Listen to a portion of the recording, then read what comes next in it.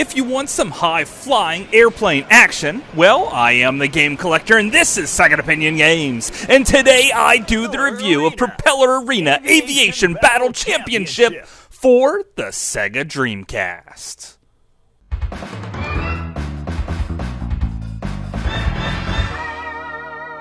Second Opinion Games. Propeller Arena is probably the best game I've ever played, never to actually get a real release. It was made by AM2, and leading that up is Yu Kazuki, someone who made legendary games like Afterburner and Super Hang-On. Also, he did a little game called Shenmue, which is getting quite a bit of attention nowadays, and tons of other great arcade games and great games for the Sega, Genesis, and the Dreamcast alike, and pretty much everything in between. Basically, he's a legend, and this game is legendary, not only because of its success, but also because of its horrible failure. The failure to actually get off the ground, due to failing sales on the Dreamcast and the 9/11 attacks, permanently grounding this great arena airplane game. Before you even get started in this game, you'll quickly realize that the presentation is over the top, especially with its blasting soundtrack that sounds like licensed music, but no, this was developed by AM2 just for this game. It sounds a little bit too much like Offspring, but without all the copyright restrictions and claims against you. So feel free to blast this soundtrack loud and clear. And also, before we even start playing the main championship edition, or even the quick battle, we should probably go into the training arena. In the training arena, we're giving 3 options here: Propeller Stunt, Propeller Challenge, and Propeller Agility. Agility is pretty much just flying through rings, Superman 64 style, and it's pretty much just as difficult. The challenge could be piloting around with reversed controls, which is unplayable and extremely difficult, or just collecting all these things before time runs out, or shooting down missiles, which is actually pretty challenging and fun. But what I really recommend here is the Propeller Stunt, which basically teaches you the controls of the game without having to force it down your neck with some over-the-top, intrusive tutorial.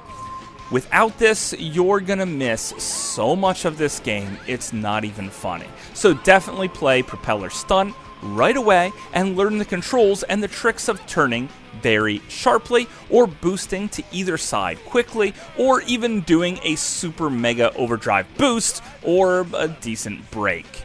So this is pretty much necessary into completing this game. So if you jump in the championship mode, or even the quick battle, well, then you're greeted with lots of lively, stereotypical characters that Sega really did very well.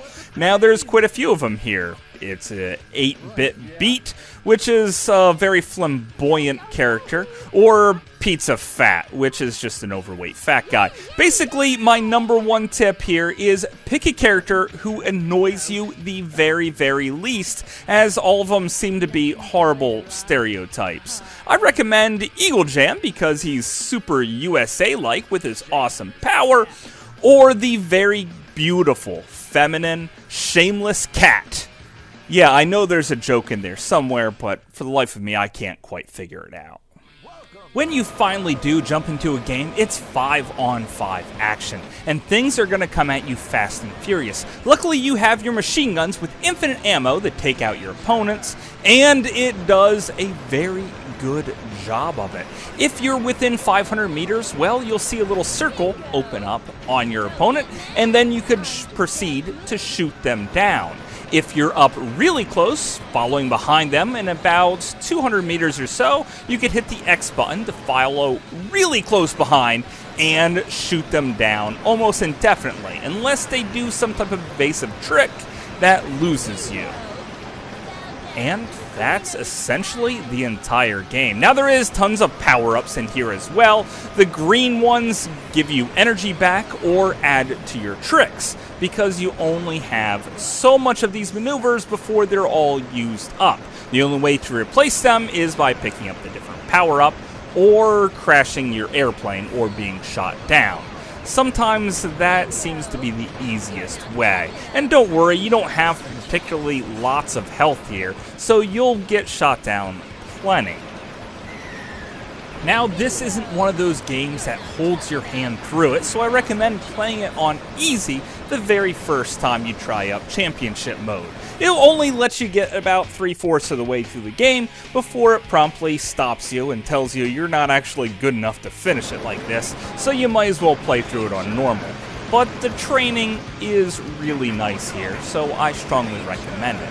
Also, when you're shooting down your opponents, you don't get any points for any assists. You only get the points if you're the last person to blow up that ship.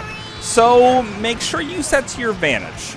Look for the weak ones in the herd and pluck those ones out of the sky first. Because quite often you'll be gunning down your opponent just to have them veer off to the side at the last moment and someone else actually gets the point. And if you don't finish first or second, well then you actually failed and you have to replay the stage again. And there is quite a few stages here. They could be up high in the sky with zeppelins all around, or down into a city with lots of buildings to avoid, which is probably also why the game got canceled, because 9/11 just happened, and having a game where you could fly an airplane into a skyscraper really didn't seem like a good idea. Now, they could have easily waited a couple of years and then re-released this on the Xbox or the PlayStation 2 or heck even the GameCube, and it would have did gangbusters. But they didn't, and that's very sad.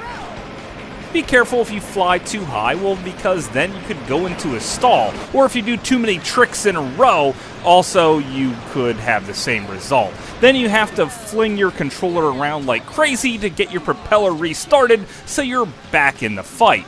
Now, there are unlockables here, and quite a few of them. If you complete each of those different training missions, then you can unlock a different map to fly on. If you happen to play through the game more than once as the same character, well, then you can unlock more characters. And that is really the only way to truly beat the game. You not only have to play through it once all the way through, but then you have to play through it again.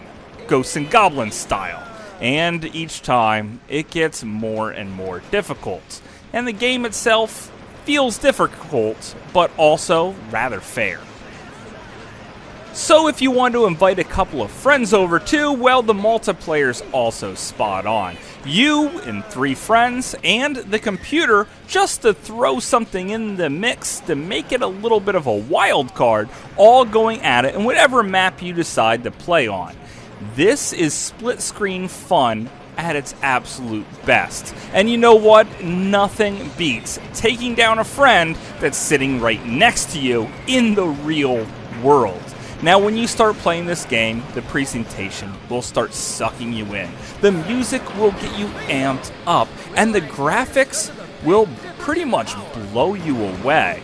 This is the Dreamcast, something that most people kind of downplay its graphics nowadays, but honestly, I absolutely love the art style. I love the graphics. I love the particle effects when you're blowing apart the other airplanes. I love the speed effects as you move through different canyons and fly through rings. This is one of the best games for the Dreamcast, and it's not even fully done, and it never actually came out. This is one of my all-time favorite air combat games, if not my favorite air combat game of all times. And it's simply a must-have. But that's just my opinion. Thanks for watching. Hold down.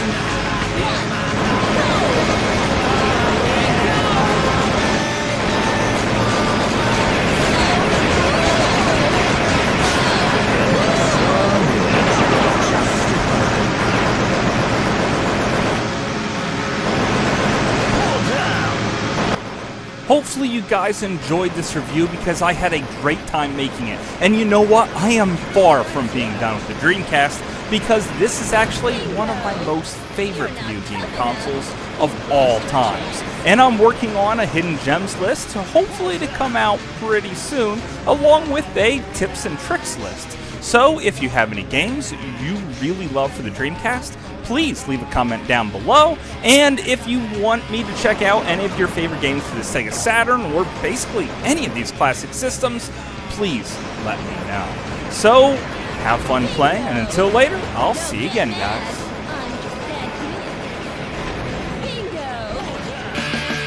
Let's enjoy the ride. Oh, I get it. Shameless cat. It's basically like saying she's a slut.